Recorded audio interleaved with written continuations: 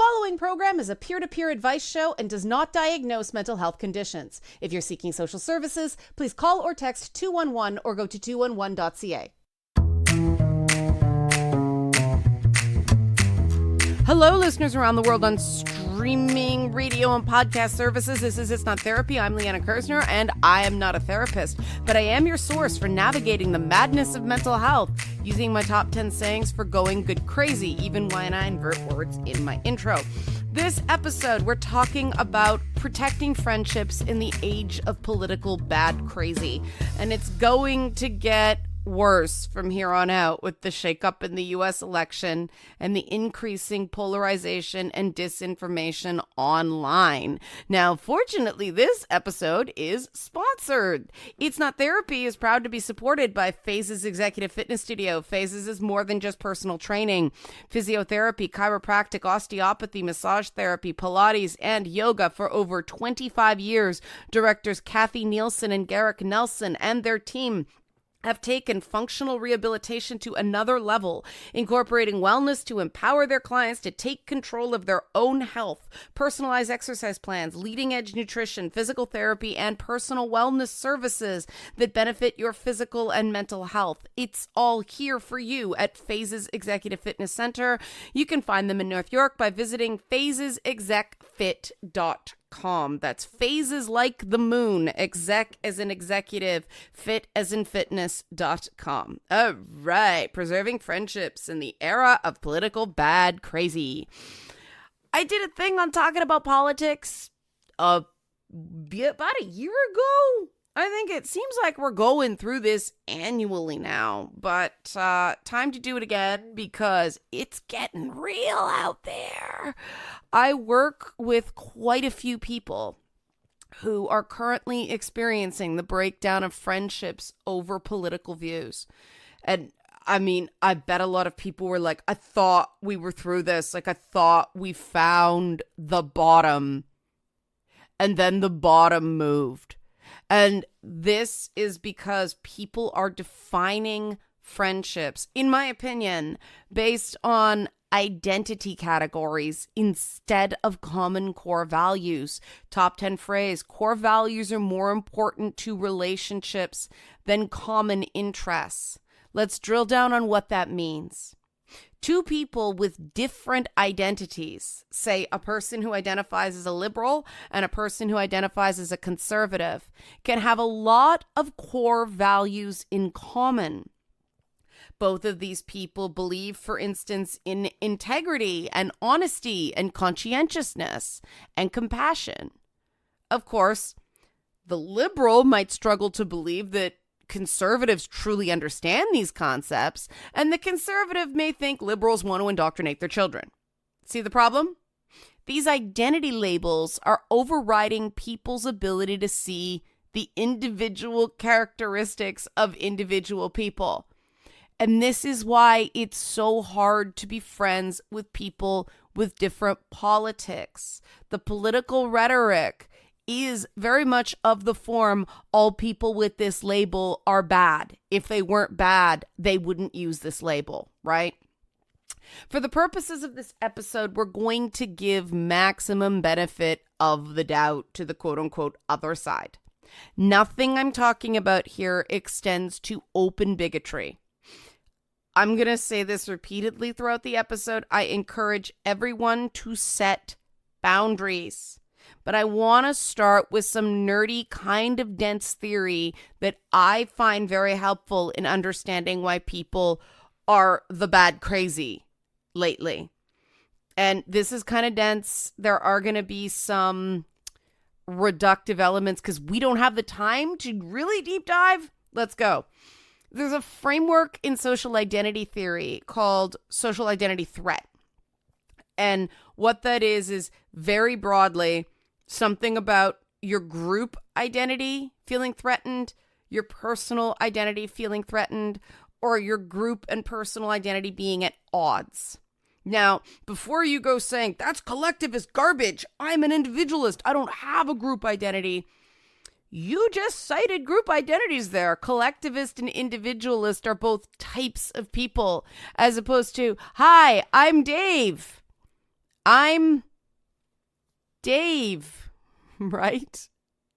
Group identities are both blessings and curses. On the one hand, they help us make sense of the world. Heuristics are things everyone uses. Humans are wired to want to feel like we belong. Everybody does. Some people don't need to belong, but all of us want to belong. That's where, these identity groups come in. If you're a liberal, I'm a liberal, we probably have something in common. Oh, that's a big assumption. And that's where social identity can also feel like a prison. If we're in a particular group that has very strict rules, we may be afraid of being ourselves and risking ostracization from that group because we rely on that group for a lot of things. This push-pull between individual identity and groups making us feel safe and accepted, and individual identities being at odds with groups, and therefore we hide parts of ourselves to avoid risking ostracization, that's reflected in 4 different types of social identity threats. Again, brief summary here, right? This is complex, but the 4 types, real quick breakdown. Categorization threat is the first one. This is when an individual is stereotyped. We know about this, right? Especially when the issue is irrelevant or inappropriate. I was a video games journalist for years. Oh boy, did I get a lot of this. You're a girl. What do you know? Of course you'd like this game. You're a girl, right? The sense of unfairness in response to that sense that you are made very, very aware of being different and seen as less, this actually results in people either separating from the identifier, well, I'm not like those other girls, right? Or performing less well. For another example, right? Women in fields, the women in STEM thing where the idea, oh, women don't really like this stuff. This isn't really what they want to do. They're not as suited to it, all that stuff, right? These women, and you've probably seen it if you've spent any time in STEM, these women will go out of their way to not feel a connection to prototypical womanhood. Or we've actually found that women perform less well in the tasks related to their specialty when they're made to think about their gender. Now, before you get mad at me for that, I don't make the data, I just report it. Next is the distinctiveness threat, and that's a loss of social identity being seen as similar to a group that's somewhat close, but they don't identify with them. The little nuances within groups, like there's different types of feminism, there's different types of, say, Christianity, that kind of thing. To the outsider, it all seems the same, but internally, oh God, very, very, very different, right? Apparently, people, and these are all types of people, they're more likely to choose a distinct identity over a positive identity. And at first I was like, huh? But then I realized, okay, I grew up in the Jane Finch neighborhood of Toronto. And we kind of embrace that you're not even allowed to say the words that we referred to, where we came up now. So, yeah, that was us, embracing those negative traits that came with the group because, we identify with the group. We feel accepted by that group. So we take the good with the bad, and that's where a lot of these, well, why do they get to use that word and I don't thing come from, right? The whole thing about Black people are the only ones who are allowed to use the N-word. Yeah, that's an example of somebody reclaiming a word, negatives and all, to protect the dignity and distinctiveness of that group. So they can do it. Someone from outside of that group tries to join in. That distinctiveness threat, that, whoa, hey, I'm my own person, becomes a categorization threat. Who you calling up, right? With all the negative presumed stereotyping that comes with it. In-group to in-group people can embrace the negatives because, well, they know it's not true of everyone. But you can't assume that with somebody outside the group. Makes sense? Makes sense. The human desire to be distinct but not stereotyped is tied to the observation that people are more likely to identify with the smaller groups they belong to. And they're also more likely to identify more strongly with those smaller groups. What does that mean? There's a greater sense of belonging in small, tight-knit groups. That's the type of structure humans evolved in for the majority of our history. Small, tightly bound groups. So it makes sense that we feel a greater connection to the distinct kind of microcultures of these smaller groups, despite any potential disadvantages that come with being a marginalized minority. The next type of social identity threat after categorization and distinctiveness is value threat.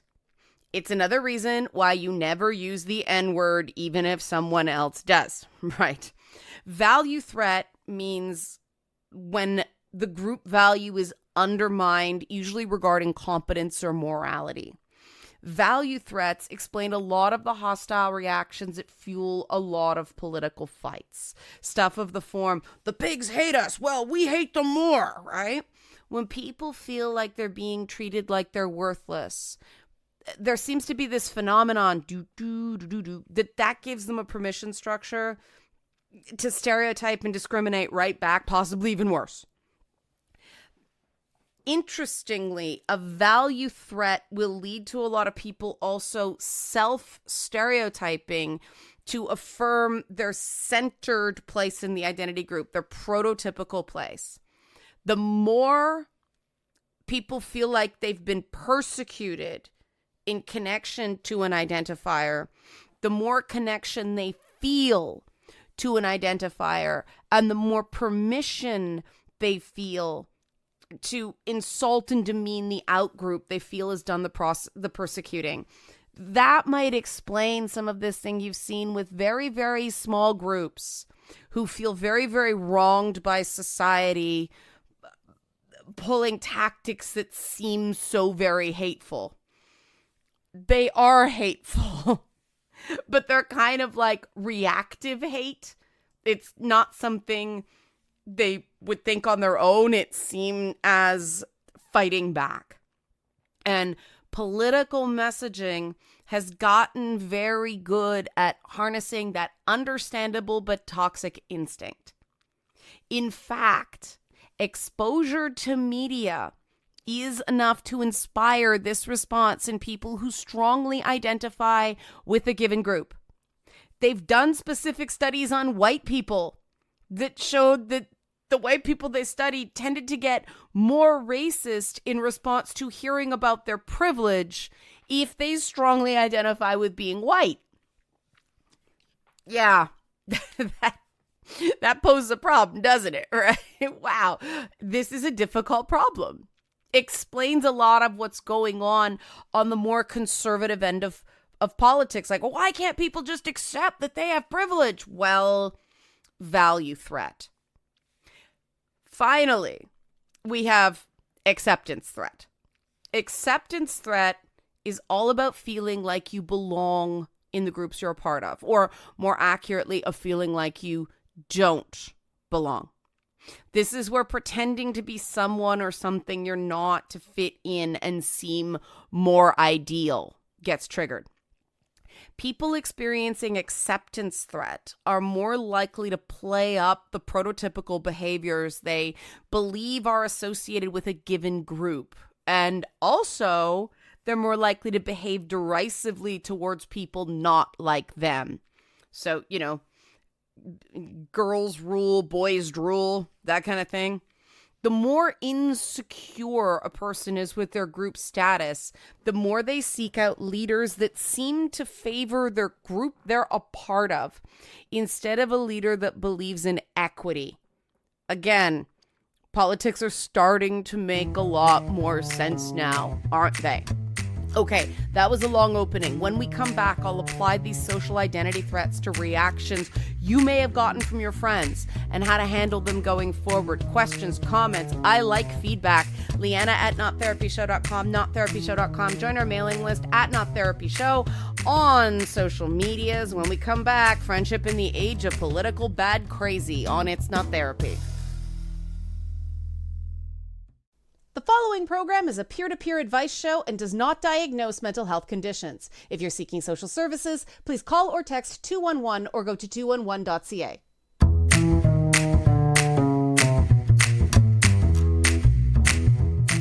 We're back on It's Not Therapy. I'm still Liana Kurzman. I'm still not a therapist, and we're still talking about friendship in the age of political bad crazy. This episode of It's Not Therapy is supported by Phases Executive Fitness Studio, personal training, physiotherapy, chiropractic, osteopathy, massage therapy, Pilates and yoga, custom exercise, nutrition, physical therapy. You can find them in North York by visiting phasesexecfit.com, like phases of the moon, execfit.com. Go get a massage instead of talking to your friends about politics, right? They're awesome. Now, before the break, I talked about social identity threats and some of the reactions they result in that seem to make no sense, but as you see, based on social identity threat theory, make absolute sense. And those 4 types of threats also explain why a friend you've had for years has suddenly seemingly stopped making sense and started behaving like somebody you don't know. We've all got somebody who's gone down that way, right? Right. Wow. The pain. I'm feeling it. Okay, let's dig in. To be clear, social identity threats are intense emotional reactions not entirely within anyone's control. Learning about them and understanding them helps us avoid outwardly reacting to them, but not a week goes by when I don't have to stay quiet for a bit so I don't say what I want to say regarding how someone has described some element of my identity. I had the emotional response. I just minimize the reaction because I understand the dynamics of what's going on. A lot of people these days feel like they don't belong, right? Even though they have friends that care about them. It can be really hard to understand this when it's happening to a friend of yours because you're their friend. You care about them. But a lot of people don't show their true selves to their friends. They don't even show their true selves to their partners or families because they have an intense fear of rejection. That person, for instance, who used to be really cool until their kids started kindergarten, they might be feeling excluded from the other parents. The guy who has never been the same since his girlfriend left him 20 years ago, it's possible his entire friend group went with her. Being admitted to a group and being accepted in a group aren't the same thing. And that's why a lot of people radicalize in college.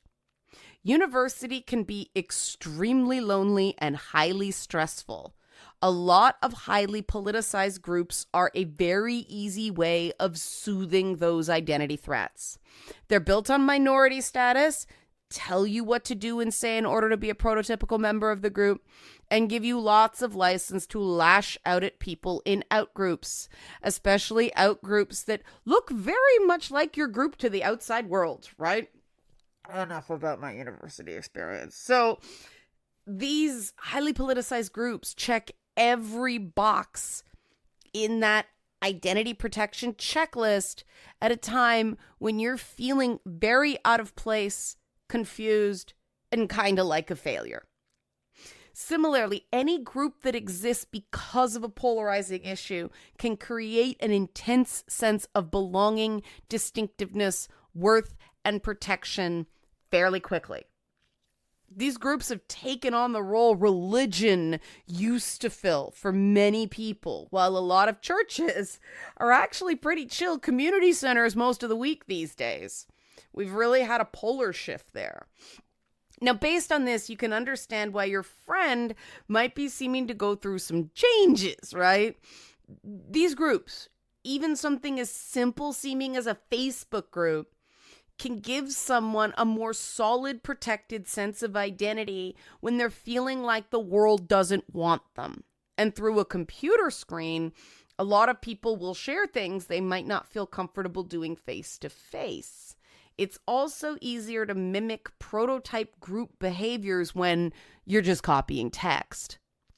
So what do you do if your friend suddenly develops those really intense political opinions? Again, remember the 4 pillars of this. Categorization, distinctiveness, value, and acceptance. Those are the threats.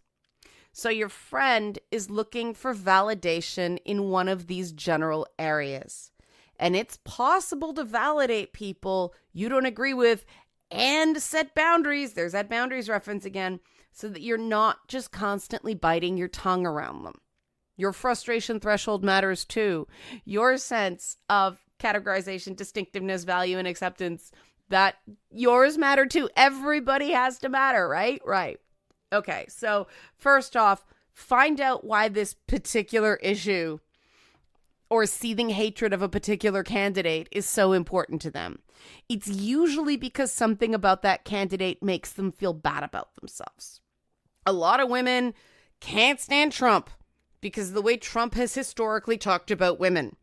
It reminds women of the fact like men like that will demean them, treat them as worthless, lump them into categories based on things like looks, and reject them because they don't look like a model. Some women have even had to work for a guy like that. And if you're agreeing in any way with this guy who seems to have power and makes them feel dejected, rejected, lacking in specialness, and worthless, that's going to make you seem like you're similar in thinking to them. It's going to put you in that threatening out group, even though you don't agree with him about his treatment of women. Remember, these are emotional reactions. And unfortunately, a lot of people treat emotional reactions as having no value, and that's not true. Feelings are feedback, and taking time to understand how and why someone feels the way they do goes a long way in making them see you as part of their in-group, not an outsider looking down on them and looking to control, in this case, their uterus. No one feels heard by someone who seems to just be looking for a chance to talk at them, right? Listen twice before you talk once. Top 10 phrase. And don't worry, men, I started with women. You guys have triggers as well. Oh, I'm not supposed to mention that, but hear me out here, okay? A lot of guys love Trump, even though he's a horrible bully. Hear me out. They recognize he's a bully, but they feel besieged by messaging they find to be anti-male. And it seems to them like Trump is one of the few people standing up for men, protecting their identity. Specifically white men, but you know what I mean.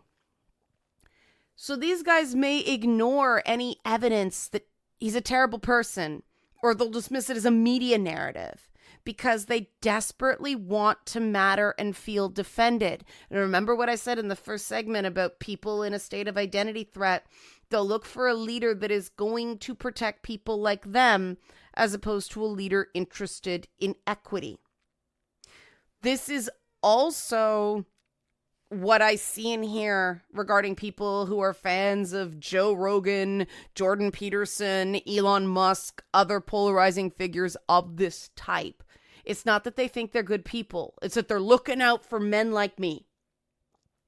Men suffering from a feeling of what they call low status in the identity group have the opposite reaction to Justin Trudeau. So low status men, I hate that term, but that's a technical term. Low status men love guys like Trump, Joe Rogan, don't like Trudeau. Why? Well, Trudeau's pretty slick. He's well dressed. He's friends with a lot of celebrities and important people. And even if some liberal policies benefit these guys who can't stand Trudeau, Trudeau makes them feel small and less like an ideal or prototypical man. So they get an identity threat. They lash out and blame him for things that aren't even the federal government's responsibility. or quite frankly, rationally aren't even that important. Again, emotional reaction, not rational one. It still matters. Heads of state like Trudeau are also suffering in popularity because middle-class people, men and women alike, are feeling less good about themselves because of the cost of groceries, right? It's not about whether people can afford the higher prices. It's the knock to their sense of self that's happening because they feel like they're doing less well. How far their money's going, which they use as a marker of success, is decreasing. Therefore, people like them, they think, aren't as important. They'd rather believe that Canada is broken than believe that they're failing because identity threat. And when someone's in that state, discussion about rights that don't affect them or, nuanced policy debates, those aren't going to go anywhere. But other issues cut into people's identities even if they're happening halfway across the world, right? Instead of the whole Middle East thing being a debate about how to make sure everyone is safe, the Palestinian people have a home where they can choose their own governments. People of Israel are safe. It's become about whether you are pro or anti-Zionist. And Zionist is an identity term. That's why we're talking about this, even though it makes people uncomfortable. And I'm going to try to be very balanced here, okay? Because Zionist is an identity term, it's fraught with peril. I really wish people would not use this word, and here's why. The definition is mushy, and it's subjective. Certain people believe that Zionists are bad people who want to hurt Palestinian babies. Other people believe that Zionism is just a belief that the state of Israel has the right to exist, right? Who's right? Well, that's complicated, right? Because it's only really anecdotal evidence. If you go looking for terrible people who are also Zionists, you'll find them because terrible people of all types exist. But if you go and use those people as an example of a Zionist to your friend who identifies as Zionist because they believe Israel has the right to exist, you're going to push them into social identity threat territory, and they're likely going to get aggressive with you because to them, you're telling them they're a bad person. Again, emotional reactions, not debates on facts. Telling them they should just calm down and listen to the facts and be rational isn't going to work when you've just actively pushed their brain in the exact opposite direction. And that's why it's better to talk about the details, refer to the government in power, not the entire people, for instance, to get out of that identity threat category when talking about a really, really awful issue where a lot of lives are being lost.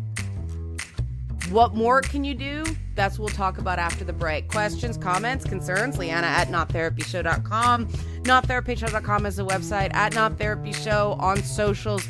Be right back talking about how to maintain friendships in an era of political bad crazy after this on It's Not Therapy. The following program is a peer-to-peer advice show and does not diagnose mental health conditions. If you're seeking social services, please call or text 211 or go to 211.ca.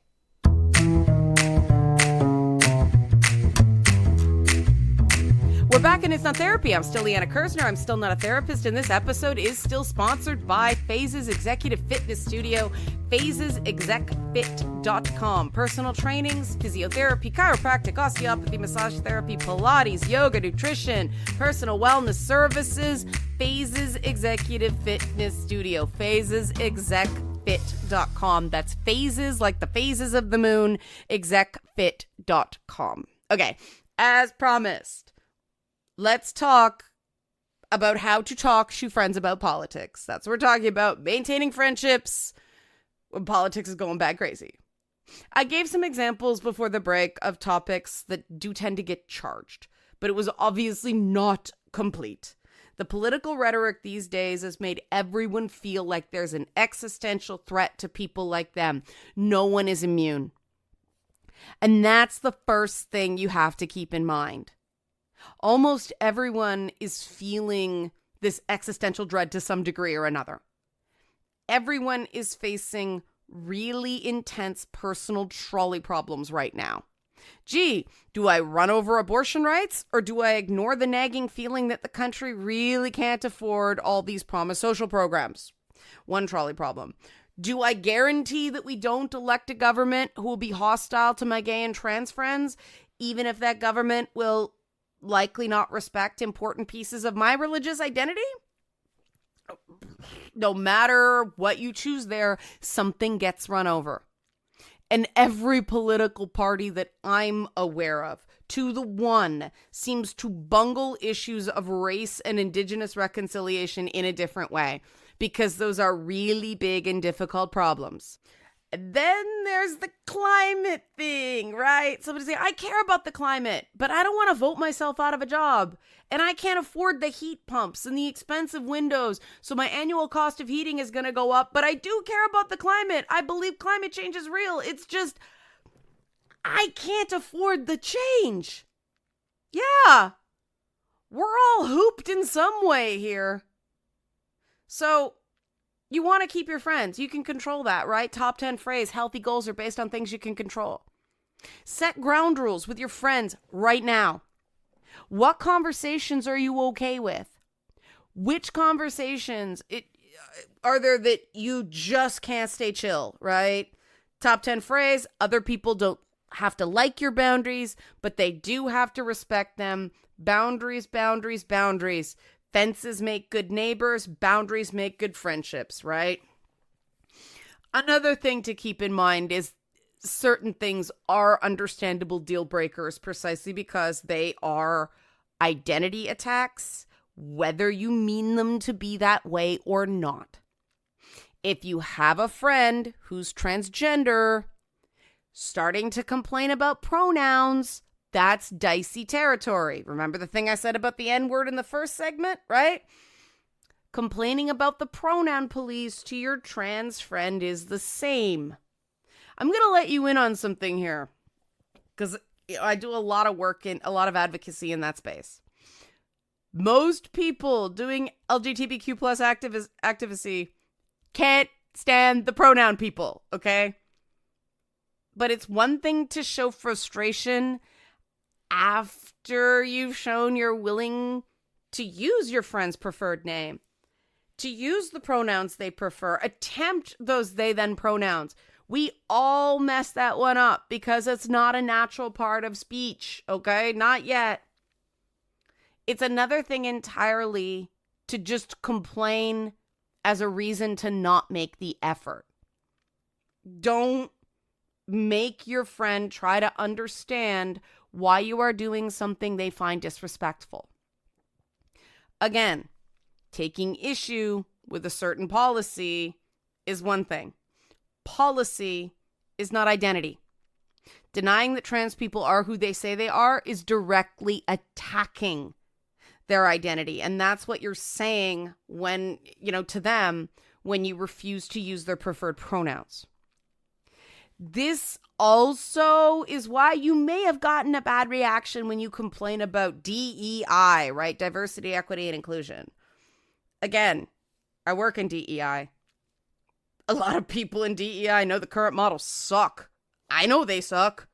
All my colleagues know they suck. But wanting a better inclusive model isn't the same as the, insistence we've seen from some that female Secret Service agents can't do the job, or you wouldn't feel safe with a black surgeon because she's clearly a diversity hire. These things seem like common sense. They stop becoming less common when you're in a state of identity threat. When you're in a state of identity threat, you have to acknowledge your brain is not making sense in a way that other people will be able to follow. And that's why those ground rules in advance are so important. Have the conversation before someone gets triggered by a social identity threat. You're not going to be able to cover every contingency, but even something like a political safe word to cut conversations off when someone's feeling overwhelmed, that's a good idea. In my groups, we have the chancla.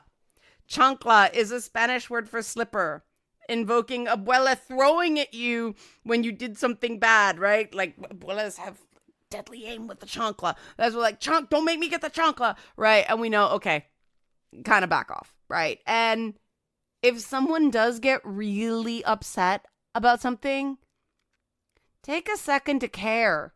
Don't just dismiss them. That seems so basic, but it gets missed so much. Remember that social identity threats are not countered with dismissal. Right? Oh, you're just being too sensitive. No one's going to feel better with that. Social identity threats are countered with validation. You want to get the person thinking about you like you're both in the same super special group again. And that means listening to what upset them. Let them know that your friendship is important to them. Remind them that you value their different perspective and you're trying to understand it. And you better mean that. You better actually be trying to understand their perspective. Whatever understanding you can show, try to connect to that. Try to connect to the feelings they're having, if nothing else. It really sucks to be afraid that your friends think you're a liar about your identity, or that you support genocide, or that you're just bad crazy, or you're overreacting, or you're mentally ill. Like, there's a lot of charge that comes with these political slogans that you may not entirely be aware of how hard they hit. Again, absolutely do not tell the person they are overreacting or being too sensitive. You may be sick of that guy in the friend group who listens to Joe Rogan talk about kids using litter boxes at school and insists that white straight men are the real persecuted group, and he won't say cisgender because that's too much like calling him a sissy. But listen to that part, okay? Top 10 phrase, listen twice before you talk once. That guy is feeling unmanned. People who feel secure don't get upset because a word sounds like another word with a completely different meaning. Think about what a tell that comment is about someone's emotional state. Don't like cisgender, sounds too much like sissy, right? You can be compassionate to that without condoning his behavior and certainly not condoning him running his mouth.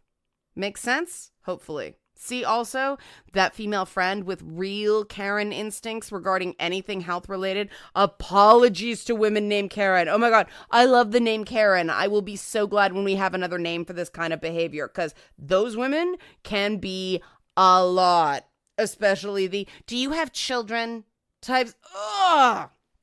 But think about that, right? They are really guarding their identity as a good parent.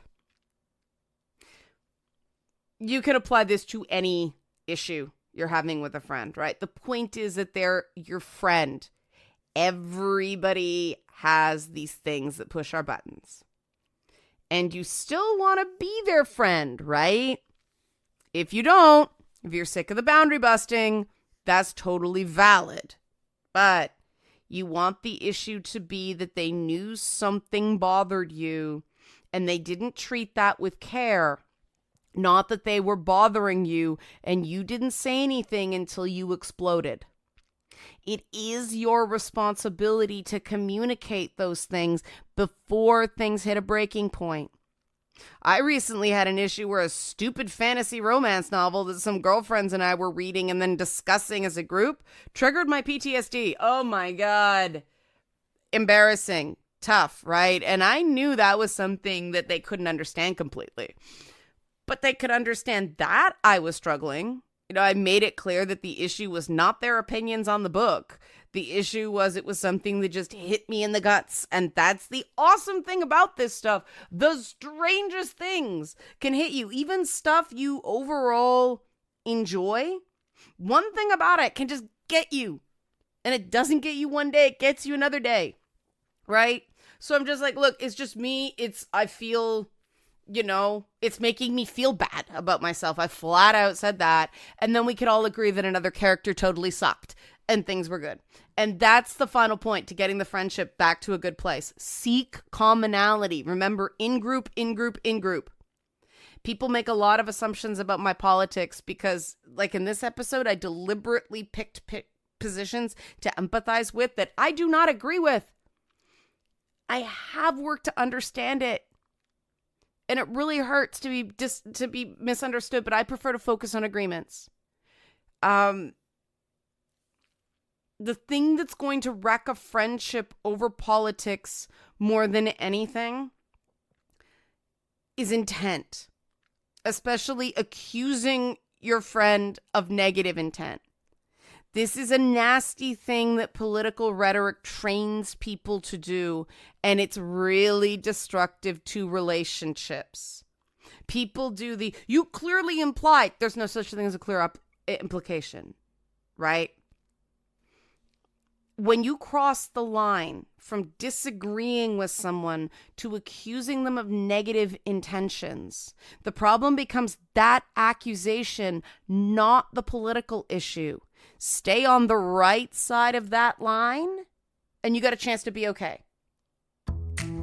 A no name calling rule is a good idea too, right? Stick to substance. It makes the debates more productive. But what if you're the one that's hurt? And what if you're at the point when you start to consider ending the friendship? That'll be the topic of our final segment after the last break. Liana at nottherapyshow.com, nottherapyshow.com. Question, comments, concerns, any feedback.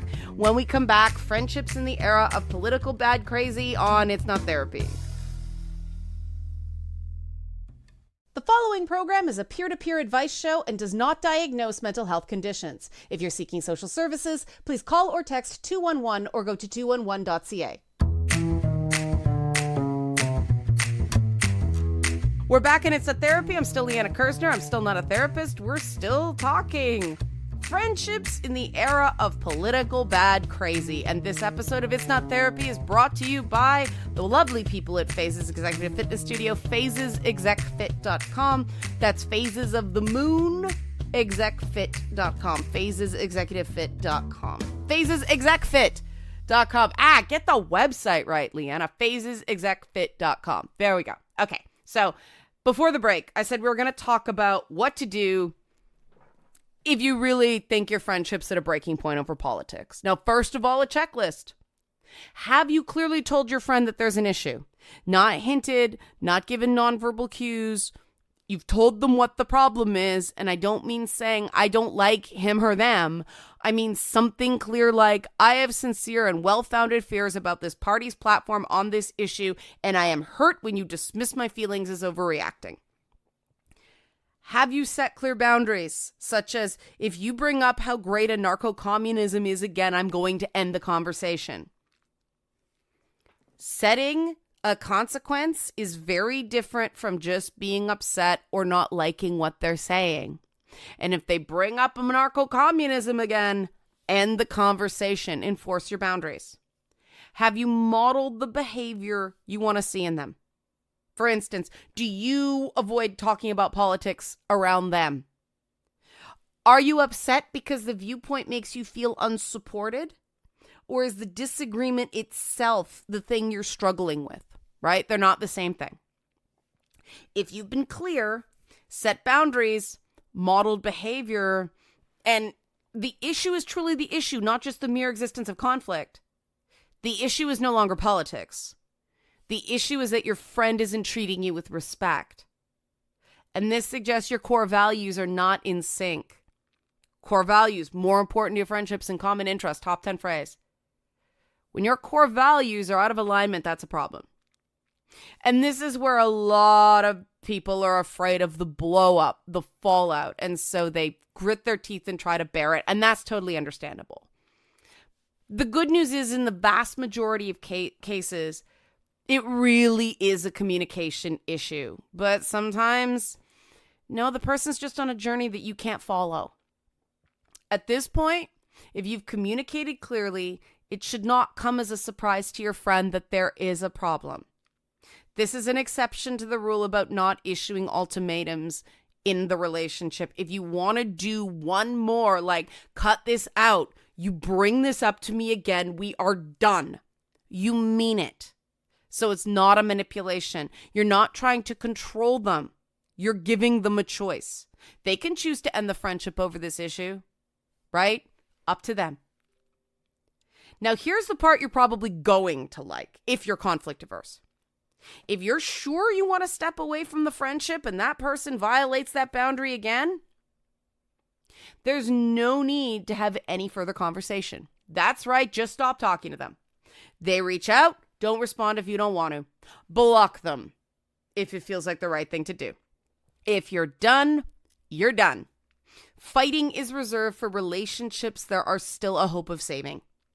If you keep fighting the person on this stuff past your breaking point, you've got one foot in and the other foot out of the friendship, and it's obvious. And that's probably part of the reason they're not taking you seriously. No matter how upset you get, you still come back to eat more of their word I can't say on the radio. When you're done, you're done. It's easier on you. The next stage of your life arrives faster and less painfully. And a person who doesn't respect you is the last person to give more ammunition to demonize you with via a big argument, right? And with politics, you see all these things on message boards and Facebook groups saying, my friend, I lost them because various thing, right? Don't give them that. Being done with someone, just done, no more fighting, you're past that. It brings a great sense of peace. You don't have to hate them. Listen to last week's episode. I don't recommend hate. Hate burns you from the inside. Don't hate them. Just don't be around them.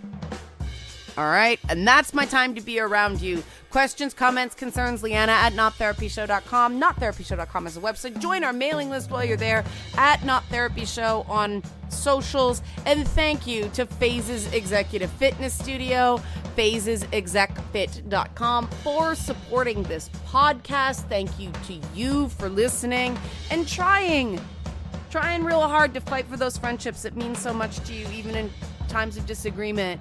If you've been friends with somebody for years and years and years, an election cycle hopefully won't break it. I know things feel really, really intense right now. And often a person doesn't change overnight. A circumstance changes overnight. We can do a whole thing on the fundamental attribution error in another episode. For now, it's worth the fight. It really is. Remember, cling to those core values. And remember, your crazy is only a problem if it's hurting you. Talk soon.